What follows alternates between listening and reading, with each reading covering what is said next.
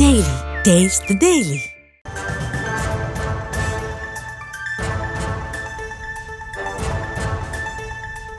அண்மை செய்தியை பார்க்கிறோம். சட்டவிரோதமாக தங்கியுள்ள வெளிநாட்டினரை கண்டறிந்து வெளியேற்ற என்ன நடவடிக்கை எடுக்கப்பட்டுள்ளது என்பது குறித்து மத்திய மாநில அரசுகள் பதில் மனு தாக்கல் செய்ய உயர்நீதிமன்ற மதுரை கிளை உத்தரவிட்டிருக்கிறது.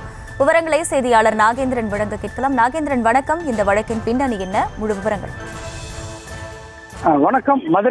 மதுரையை சேர்ந்த கே ரமேஷ் என்பவர் உயர்நீதிமன்ற மதுரை அமர்வில் ஒரு வழக்கு ஒன்றினை தாக்கல் செய்திருந்தார். அதில் பஹல்காம் சுற்றுலா பகுதியில் நம் சுற்றுலா பயணிகள் 28 பேரை பயங்கரவாதிகள் துப்பாக்கியால் சுட்டு கொலை செய்தனர்.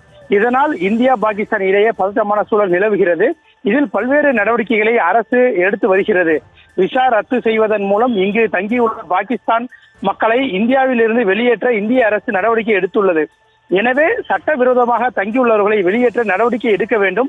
பயங்கரவாதிகளை ஆதரித்து பேசும் அரசியல் கட்சியின் ஒப்புதலை ரத்து செய்ய வேண்டும். மேலும் பாகிஸ்தானியர்கள், வங்கதேசத்தினர், மியான்மர் மற்றும் ஆப்பிரிக்கா நாட்டினை சேர்ந்த சட்டவிரோதமாக தமிழகத்தில் தங்கியுள்ளவர்களை வெளியேற்ற நடவடிக்கை எடுக்க உத்தரவிட வேண்டும் என இந்த மனுவில் கூறியிருந்தார். இந்த மனு நீதிபதிகள் தண்டபாணி மற்றும் சக்திவேல் அமர்வு முன்பு விசாரணைக்கு வந்தது. அப்போது நீதிபதிகள் பிறப்பித்த உத்தரவு என்னவென்று பார்த்தோம்னா, இது தொடர்பாக சென்னை உயர்நீதிமன்றம் ஏற்கனவே உத்தரவு பிறப்பித்துள்ளது. ஆனால் இதுவரை எந்த நடவடிக்கையும் எடுக்கப்படவில்லை.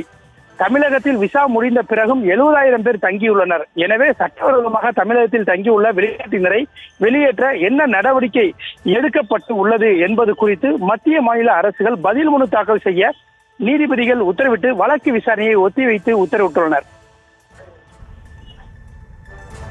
முழு விவரங்களுக்கு நன்றி நாகேந்திரன். Taste the Daily.